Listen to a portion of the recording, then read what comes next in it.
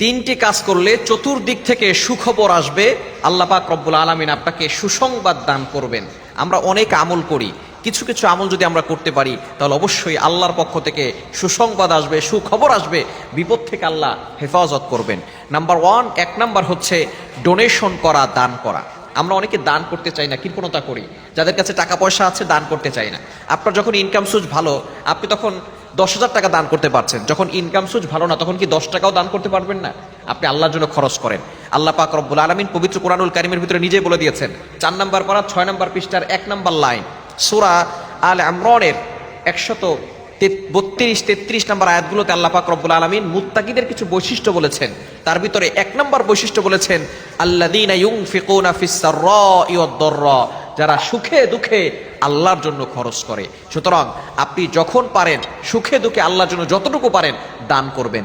দান করলে আল্লাহ বিপদ থেকে হেফাজত করেন। নবীজি সাল্লাল্লাহু আলাইহি সাল্লাম জানিয়ে দিয়েছেন, আস-সাদাকাতু তাদুররুল বালা, donation protect from all accident.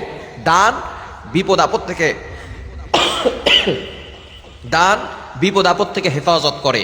এবং শুধু তাই নয়, যদি কোনো বান্দার উপরে আল্লাহ তাআলা রাগান্বিত হয়ে যান, আস-সাদাকাতু তুতফিউ গাদাবার রব্বি ওয়া তাদফাউ মিতাতাস সু, ওই বান্দা যদি আল্লাহর জন্য ডোনেশন করে, আল্লাহ পাক রব্বুল আলামিন সাথে সাথে ওই বান্দার প্রতি খুশি হয়ে যান, সন্তুষ্ট হয়ে যান।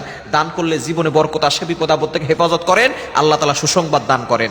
2 নাম্বার হচ্ছে আপনি ইস্তেগফার বেশি বেশি পড়বেন, ক্ষমা প্রার্থনা আল্লাহর কাছে বেশি বেশি করবেন। আপনি হাঁটতেছেন চলছেন, বলবেন আস্তাগফিরুল্লাহ আস্তাগফিরুল্লাহ।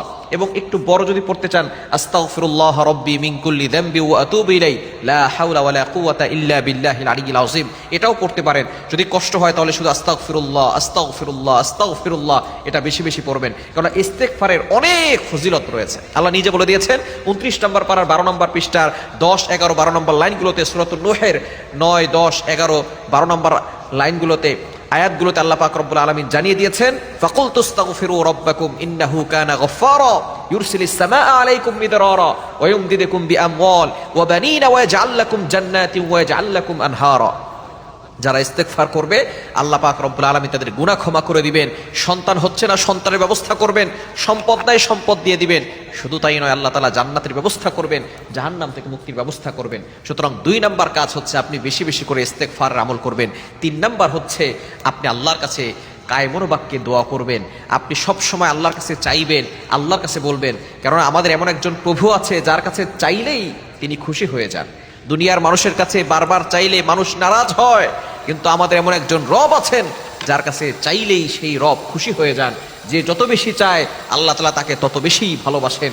সুতরাং এই 3টি কাজ করলে আল্লাহ তাআলা অবশ্যই সুখবর দান করবেন, চতুর্দিক থেকে সুসংবাদ আসবে, বিপদ থেকে আল্লাহ হেফাজত করবেন। আল্লাহ তাআলা আমাদের সকলকে এই 3টি আমল করার তৌফিক দান করেন।